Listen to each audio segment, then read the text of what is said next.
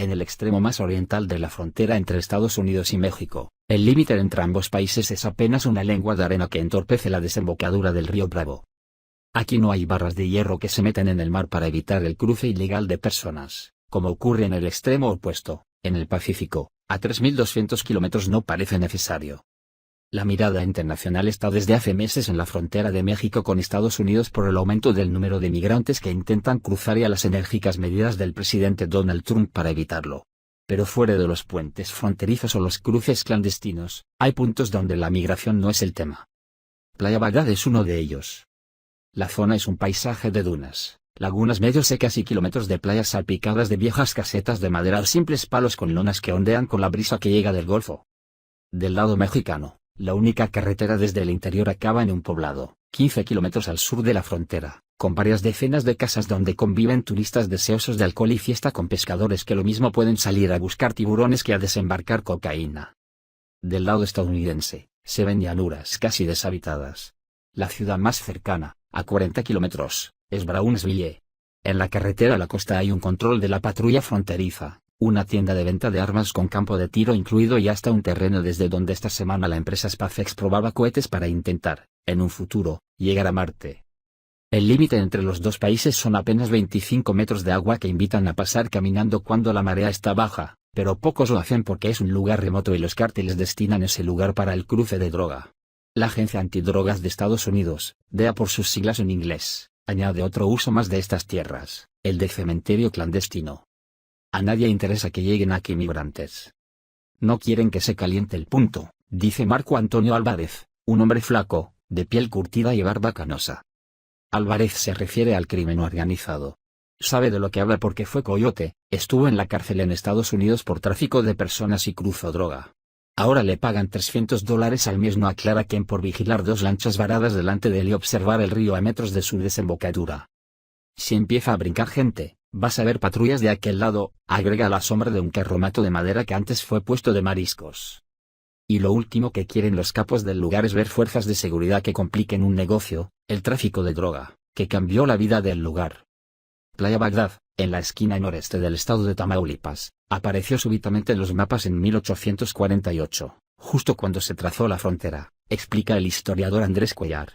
Fue puerto de salida del algodón sureño estadounidense durante la Guerra de Secesión y resurgió varias veces de sus ruinas después de huracanes.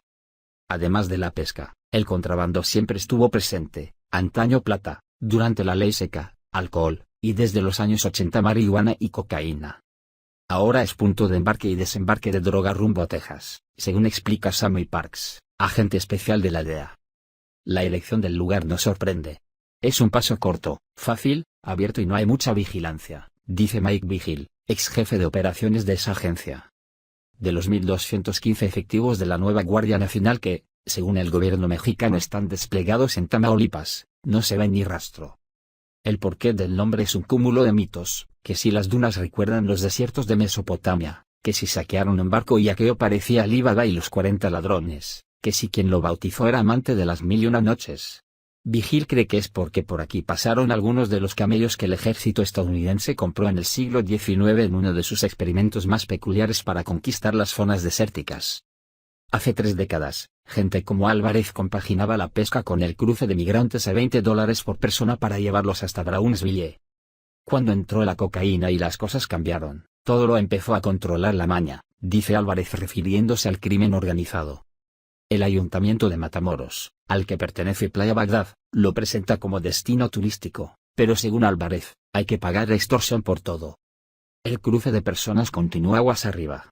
Aquí se quedó la droga. Guadalupe Correa, de la Universidad George Mason, dice que los cárteles reparten el territorio basándose en distintos esquemas de corrupción y por eso hay zonas de tráfico de migrantes, otras de trasiego de estupefacientes y áreas de alta corrupción como los puentes por donde pasa todo. Tamaulipas es desde hace años uno de los estados más violentos, marcado por el miedo y el silencio y donde las autoridades han sido más infiltradas por el narco. 2 exgobernadores están detenidos y con procesos penales abiertos. Ahora, el gobierno estatal dice estar colaborando con el federal y el estadounidense sobre todo en el intercambio de información. El Ejecutivo Federal mexicano no respondió a una solicitud de comentario.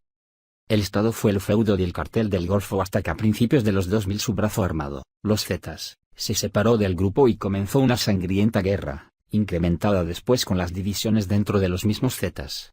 El Golfo, ahora formado por células más pequeñas, mantiene el control de Playa Baga y todos sus alrededores.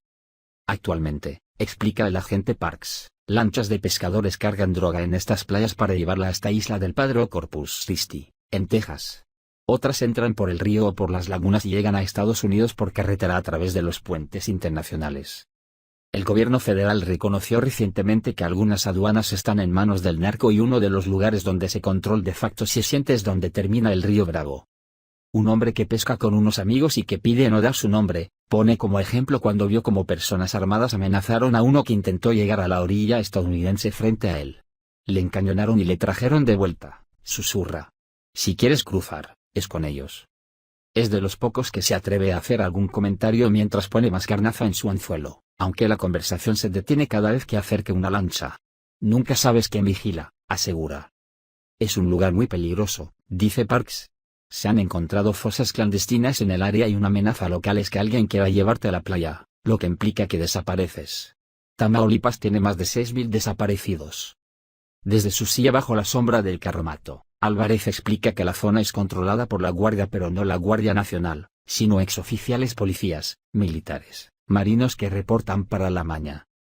Los únicos uniformados que la vio en la desembocadura del río fueron de 4 policías estatales a bordo de 2 cuatrimotos que dieron una vuelta rápida a la lengua de arena y se regresaron.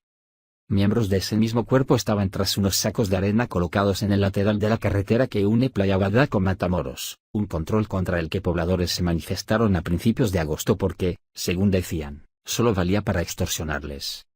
En el poblado, la música de banda de los pequeños comedores levantados en la playa sobre pilotes de madera se mezcla con los gritos de los vendedores de ostiones, camarones o cerveza.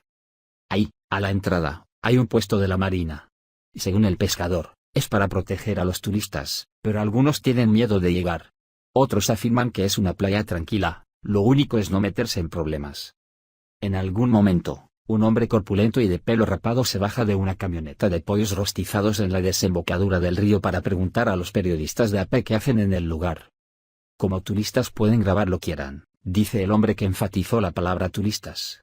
Aquí hay libertad de expresión. La ironía era tan obvia como la invitación a marcharse.